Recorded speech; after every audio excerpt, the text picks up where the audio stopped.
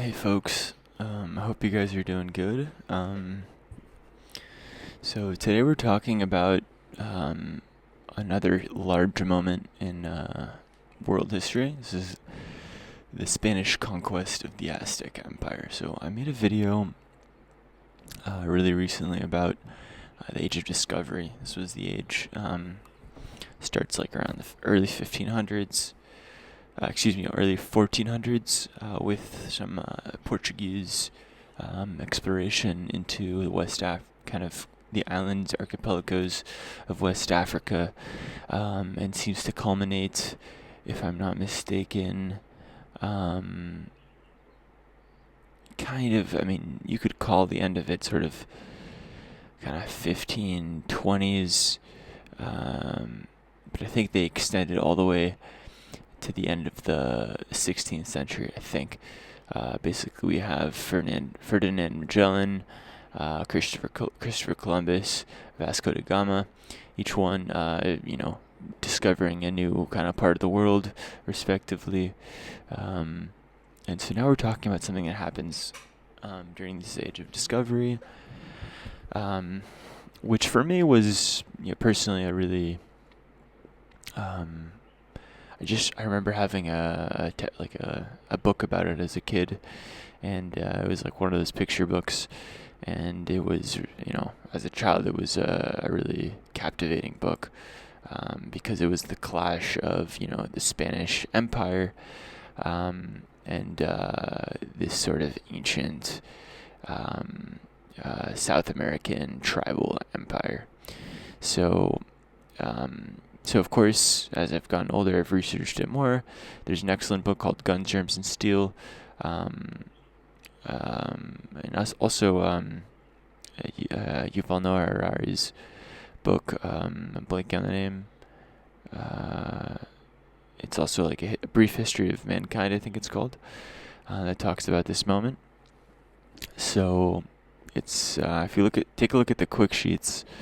First of all, this is a picture that depicts the conquest. Hold on. Hey Siri, set a timer for 13 minutes.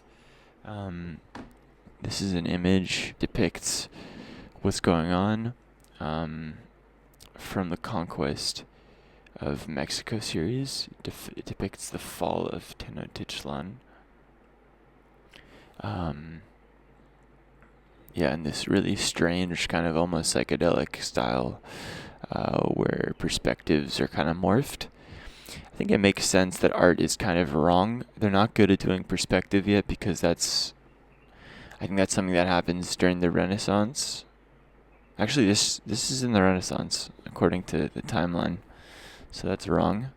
Something's just wrong with the perspective. It doesn't feel really good. It feels kind of simplistic, but maybe it's supposed to be like that. I'm sure there were capable artists who could do perspective correctly. Just this picture in particular just feels like there's something wrong with it. But we can see the tribal men here. We can see the Spanish fighters. Yeah, so these are the different symbols of the sort of tribal Aztecs. So, look, if we take a look at the quick sheets, we're going to see a crazy number. So this is about 10,500,000 deaths. So this is like World War II types of numbers. So it's a combination of disease and warfare. So let's just kind of read this first paragraph like we always do here. The Spanish conquest of the Aztec Empire was a pivotal event in the history of the Americas, and it marked the collision of the Aztec Triple Alliance and the Spanish Empire and its indigenous allies, and took place between 1519 and 1521, just 3 years and 10 and a half million human deaths. This event saw Spanish conquistador Hernán Cortés. Okay, conquistador is these are Spanish and Portuguese colonizers who explored and traded and colonized parts of the Americas, Africa, Asia. during the Age of Discovery. Okay, it's really cool kind of word, conquistador. People that are conquering, it seems. Hernán Cortés, very grumpy in this picture. And his small army of European soldiers and numerous indigenous allies, overthrowing one of the most powerful empires in Mesoamerica. So Meso meaning kind of middle America.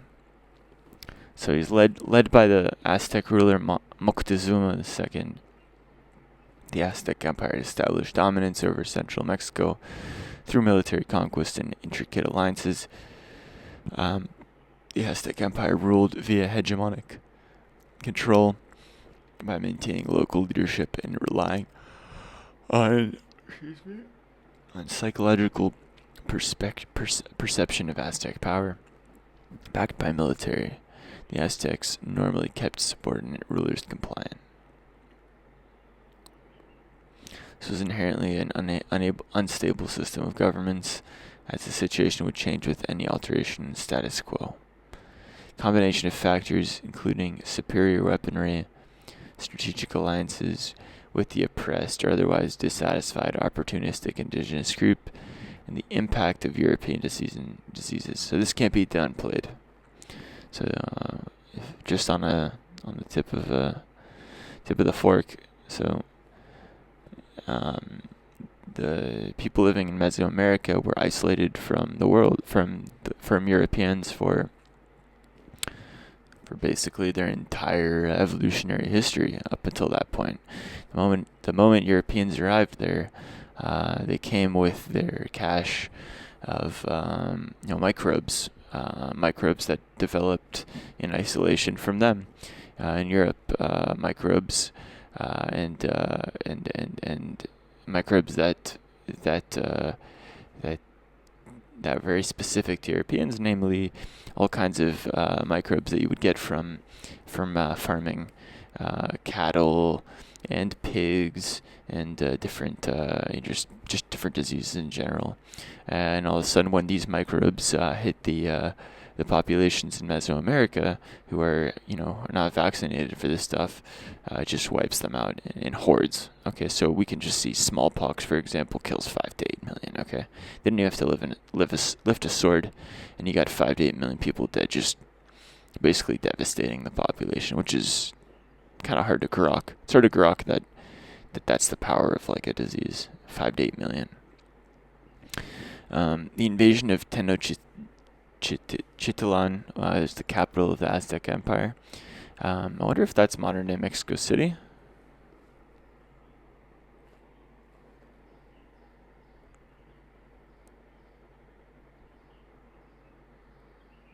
No, it's not. At least I'm not seeing. Yeah. Yeah, it's not. It's nothing to do with Mexico City. Anyways, that was their empire. By the way, it's like a lake. Beautiful, right? Look, if they hadn't been destroyed by, if 5 to 8 million of them hadn't been killed by smallpox, I think history would be very different. I don't think they would have had such a staggering advantage. I mean, warfare in those days, it's not like the conquistadors were as sophisticated as modern armies. They had these janky pistols and rifles, but it doesn't. I don't think it gave them that much of an advantage versus millions and millions of armed armed fighters like from Mesoamerica. I think. Yeah, it's hard to say, but my personal opinion is that history would have been very different if they hadn't been decimated by disease. But I just think this is a very pivotal moment in my opinion in history. It's the beginning of heavy colonization of Mesoamerica, and then South America would follow suit. Maybe it's happening at the same time.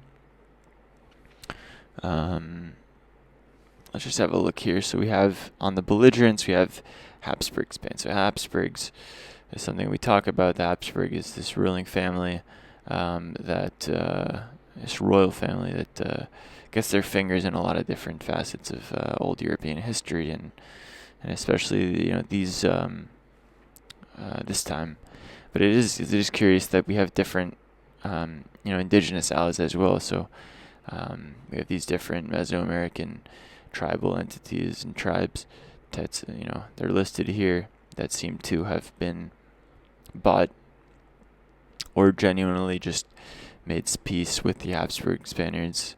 And we have, of course, on the other side, obviously no European powers, just purely this Aztec Triple Alliance, where you can see by these three different sigils. So this is insane. It's an insane moment in history, in my opinion, because it really just fundamentally it's like this huge thing. It's kind of like stepping on the moon. Just a huge moment in time. I mean, it's kind of akin to aliens arriving. It's a cool analogy that I see. It's like for the modern. By the way, there's a powerful movie called what's it called again? I think the actor is called Mel Gibson. I think it is Mel Gibson. He has I think it's called Apocalypto. Yeah, there it is. So Apocalypto is this cool movie that shows Mesoamerican, just kind of like the so it's the Maya. But they have this crazy society and so on and so forth. But at the end of the movie, you see the arrival of the Spanish conquistadors, and it's sort of like seeing aliens. I mean, I feel like for them to see these white men in these very intricate sailing ships, it'd be like seeing that technology and seeing those people would have been maybe like seeing kind of like some alien civilization. Maybe I'm overplaying it, but just the sort of difference in the cultures, would have been insane. Like it could have been like seeing gods. But this movie, I thought it was really cool. I definitely recommend checking it out if you're a fan of history. So I'm going to call this one quits here, because it's a short one. But yeah, I hope you guys are having a good day. As always, I would enjoy it, and it really supports me if you guys subscribe, especially and only if you guys like the content. Just don't forget to do it, and have a good kind of rest of the day, evening, whatever's going on. I'm a small channel, so you can always reach out via comments. Let me know how you're doing. If there's anything you liked in my videos or didn't like, or just want to tell me something cool. We're a small channel, so definitely get back to you. Have a good one, folks. Wiki with me is signing out.